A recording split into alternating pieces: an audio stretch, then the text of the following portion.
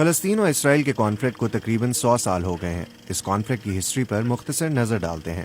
پہلی عالمی جنگ سے پہلے فلسطین کے علاقے پر سلطنت عثمانیہ یا آٹومن امپائر کا کنٹرول تھا۔ اس وقت یہاں مسلمان اکثریت میں تھے اور کرسچنز اور جوز مائنورٹی میں۔ پہلی جنگ عظیم کے بعد سلطنت عثمانیہ یا آٹومن امپائر کولیپس کر گئی اور اس خطے کا کنٹرول فرانس اور برطانیہ کے پاس چلا گیا اور انہوں نے آپس میں اس خطے کو تقسیم کر لیا۔ فلسطین برطانیہ کے زیر کنٹرول آیا۔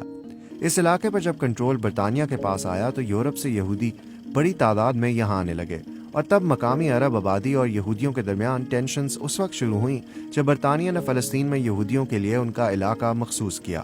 اسی دوران یورپ میں یہودی زائنسٹ موومنٹ یا صہیونی تحریک بھی زور پکڑ رہی تھی۔ زائنسٹ موومنٹ کا آئیڈیا یہ ہے کہ جیوز کی اپنی ایک الگ ریاست ہونی چاہیے، یعنی یہودیت صرف مذہب ہی نہیں بلکہ ایک قوم ہے جس کی اپنی اسٹیٹ ہونی چاہیے۔ عام الفاظ میں یہ کانفلکٹ دو گروپس کے درمیان ہے جو ایک لینڈ یعنی فلسطین کو اپنا کلیم کر رہے ہیں۔ جیوز کا کہنا ہے کہ یہ ان کا آبائی علاقہ ہے، جبکہ مقامی عرب بھی اس علاقے کو اپنا کلیم کرتے ہیں اور یہودیوں کے اس دعوے کو مسترد کرتے ہیں۔ 1920s اور 1940s کے درمیان فلسطین میں یہودیوں کی آبادی بڑھنے لگی۔ یورپ سے کئی یہودی اپنی جان بچا کر اس علاقے کی طرف آتے رہے۔ خاص طور پر دوسری عالمی جنگ کے دوران ہونے والے ہولوکاسٹ سے جان بچا کر یہودی بڑی تعداد میں فلسطین پہنچے، جسے اس وقت بھی برطانیہ کنٹرول کر رہا تھا۔ یہودیوں کی بڑھتی ہوئی آبادی کے ساتھ برطانیہ کی حکومت اور مقامی عربوں کے درمیان تشدد بڑھنا شروع ہو گیا۔ زائنسٹ آرگنائزیشنز نے ملٹری گروپس بنا لیے جنہوں نے دوسری جنگ عظیم کے بعد مقامی عربوں سے لڑائی اور برطانوی کنٹرول کے خلاف ریزسٹنس بڑھا کر الگ ریاست کے لیے دباؤ بڑھانا شروع کیا۔ اس کے بعد 1947 میں جب مقامی عربوں اور یہودیوں کے درمیان وائلنس بڑھنے لگا تو اقوام متحدہ نے ووٹنگ کے ذریعے فیصلہ کیا کہ فلسطین کو دو ٹکڑوں میں تقسیم کیا جائے، جن میں ایک یہودی ریاست ہو یعنی اسرائیل اور ایک عرب ریاست یعنی فلسطین، جبکہ جیروسلم یعنی بیت المقدس ایک بین الاقوامی شہر ہوگا۔ اس پلان کا مقصد جیوز کو اپنی ریاست دینا اور فلسطین کو انڈیپینڈنس دینا تھا تاکہ وائلنس پر قابو پایا جا سکے۔ اقوام متحدہ کا یہ پلان یہودیوں نے تو قبول کر لیا، لیکن آس پاس کے عرب ممالک نے اسے یورپ کی کولونیلزم کے طور پر دیکھا کہ عربوں سے ان کا علاقہ زبردستی لیا جا رہا ہے۔ 14 مئی 1948 کو اسرائیل کا قیام ہوا تو اگلے ہی دن جارڈن، ایجپٹ، سیریا اور عراق نے حملہ کر دیا۔ یہ پہلی عرب اسرائیل جنگ تھی۔ اس جنگ کو النکبہ یا دی کیٹاسٹرفی کہا جاتا ہے۔ اس جنگ کے باعث 7.5 لاکھ فلسطینیوں کو جان بچانے کے لیے ہمسایہ ممالک میں فرار ہونا پڑا یا انہیں اسرائیلی فوجیوں نے بے دخل کر دیا۔ یہ جنگ اسرائیل نے جیتی اور ہمسایہ ممالک کو ہرا کر ان کے کنٹرول میں وہ علاقہ بھی آ گیا جو UN کے بتائے گئے علاقے سے زیادہ تھا۔ اسرائیل کو اب تقریباً تمام فلسطین پر کنٹرول حاصل ہو گیا سوائے غزہ اور ویسٹ بینک کے۔ غزہ ایجپٹ کے کنٹرول میں تھا اور ویسٹ بینک جارڈن کے کنٹرول میں۔ یہ شروعات تھی کئی دہائیوں پر بیسڈ اسرائیل اور عرب کانفلکٹ کی۔ اس دوران عرب ممالک سے کئی یہودی اسرائیل آ گئے۔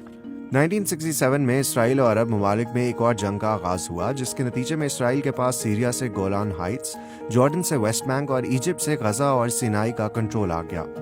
فلسطین کی ٹیریٹری پر اسرائیل کو جب کنٹرول ملا تو وہ ساتھ ہی وہاں بسنے والے فلسطینیوں پر بھی حکومت کرنے لگا، جن سے وہ کئی دہائیوں سے لڑ رہا تھا۔ 1973 میں ایجپٹ اور سیریا نے اسرائیل پر اپنے علاقے چھڑانے کے لیے حملہ کیا، جسے یوم کپور جنگ کہا جاتا ہے۔ 6 سال بعد اسرائیل اور ایجپٹ نے امن کا معاہدہ کر لیا اور سینائی ایجپٹ کو واپس لوٹا دیا گیا۔ جارڈن نے بھی کچھ عرصے بعد اسرائیل کو تسلیم کر لیا۔ ان علاقوں میں، جن میں غزہ اور ویسٹ بینک شامل ہیں، بہت سے فلسطینی اور ان کی کئی نسلیں رہتی ہیں۔ اسرائیل کی جانب سے ان ریفیوجی فلسطینیوں کو اور نہ ہی ان کی نسلوں کو واپس اپنے آبائی گھر جانے کی اجازت ہے۔ اسرائیل کا کہنا ہے کہ اس سے آبادی بہت بڑھ جائے گی اور ان کی یہودی ریاست کے وجود کو خطرے کا سامنا ہوگا۔ اسرائیل اب بھی ویسٹ بینک پر قابض ہے، تاہم اس نے 2005 میں غزہ کی پٹی سے فوجیں نکال لی تھیں۔ اقوام متحدہ آج بھی اس علاقے کو مقبوضہ مانتی ہے۔ اسرائیل پورے جیروسلم کو اپنا کیپٹل مانتا ہے، جبکہ فلسطینی ایسٹ جیروسلم کو مستقبل کی فلسطینی ریاست کا کیپٹل مانتے ہیں۔ گزشتہ 50 برسوں میں اسرائیل نے ویسٹ بینک اور ایسٹ جیروسلم میں اپنی سیٹلمنٹس بنا لی ہیں، جہاں اب تقریباً 6 لاکھ یہودی آباد ہیں۔ ان یہودیوں کو سیٹلرز کہا جاتا ہے۔ اسرائیل کے قانون کے مطابق دنیا میں کسی بھی یہودی کو اسرائیل کی آٹومیٹک سٹیزن شپ مل سکتی ہے۔ انٹرنیشنل لاء کے مطابق یہ سیٹلمنٹس اللیگل ہیں۔ اقوام متحدہ کی سیکیورٹی کونسل اور برطانیہ کا بھی یہی موقف ہے، تاہم اسرائیل ان اللیگل سیٹلمنٹس کے ہونے کو رد کرتا ہے۔ 2007 میں غزہ کا اقتدار حماس نے سنبھالا، جو فلسطینی عسکریت پسند گروپ ہے۔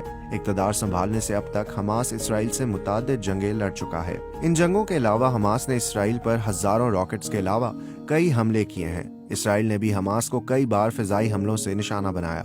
2007 سے اسرائیل نے غزہ کی پٹی کا محاصرہ کر رکھا ہے تاکہ حماس کو آئسولیٹ کر سکیں اور اسرائیلی شہروں پر حماس کی جانب سے راکٹ فائرنگ پر قابو پا سکیں۔ غزہ میں مقیم فلسطینیوں کا کہنا ہے کہ اسرائیل کی جانب سے لگائی گئی پابندیوں اور زیادہ آبادی والے علاقوں پر بھاری فضائی حملے اجتماعی سزا کے مترادف ہیں۔ اسرائیل کے کنٹرول کرنے کا مطلب یہ بھی ہے کہ اسرائیل غزہ کے لوگوں کا پانی، خوراک اور فیول وغیرہ بھی کنٹرول کرتا ہے۔ فلسطین اور اسرائیل کے درمیان مین پرابلمز کیا ہیں؟ فلسطینی ریفیوجیز جو اپنے آبائی گھروں کو لوٹنا چاہتے ہیں ان کا کیا ہوگا؟ ویسٹ بینک میں یہودی سیٹلمنٹس کو ختم کر دینا چاہیے یا انہیں رہنا چاہیے؟ کیا فلسطین اور اسرائیل کو جیروسلم شیئر کرنا چاہیے؟ اور سب سے ٹرکی یہ کہ اسرائیل کے ساتھ فلسطین کی ریاست کو بنانا چاہیے؟ دہائیوں سے چلنے والا اسرائیل اور فلسطین کے کانفلکٹ میں وقفے بعد جھڑپیں اور کلیشز ہوتے رہتے ہیں، اور اسرائیل، ویسٹ بینک اور غزہ میں بسنے والے شہریوں کے لیے یہ پرتشدد واقعات ایک معمول بن گئے ہیں۔